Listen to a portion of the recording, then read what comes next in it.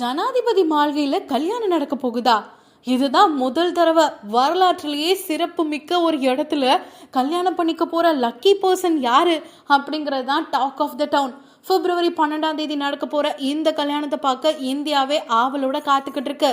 CRPF வீராங்கனை Poonam குப்தாவும் Jammu Kashmir CRPF வீரர் துணை தளபதியான அவினாஷ் குமாரும் தான் கரம் பிடிக்க போறாங்க.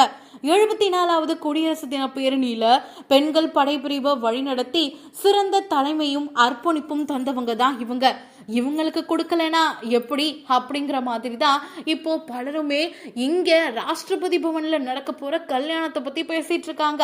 மத்திய பிரதேசத்தோட சிவபுரியை சேர்ந்த பூனம் குப்தா கல்வி மட்டும் இல்லாம அவங்களுடைய வாழ்க்கையில எப்பயுமே ரொம்பவும் அர்ப்பணிப்போட இருந்திருக்காங்க. கணிதத்துல பட்டம், ஆங்கில இலக்கியத்துல முதுகலை பட்டம், குவாலியர்ல இருக்கக்கூடிய பல்கலைக்கழகத்துல பிஎட் பட்டமும் பெற்றிருக்காங்க. 2018 ஆண்டுல பூனம் யூபிஎஸ்சி தேர்வுல 81வது இடத்தை பிடிச்சிருக்காங்க. சிஆர்பிஎஃப்ல உதவி கமாண்டன்ட் பதவிக்கு இதுதான் வழிவகுத்திருக்கு. ராஷ்டிரபதி பவன்ல பணிபுரியறதுக்கு முன்னாடியே பூனம் பீகார்ல நக்சல் பாதிப்பு மண்டலங்கள் உட்பட சவாலான மற்றும் அதிக ஆபத்துள்ள பகுதிகளிலையும் வேலை செஞ்சிருக்காங்க.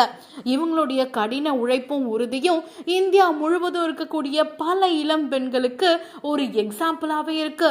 ராஷ்டிரபதி பவன்ல கல்யாணம் நடக்க போகுது. ரொம்பவும் லக்கியான கப்பல் தான் இவங்க.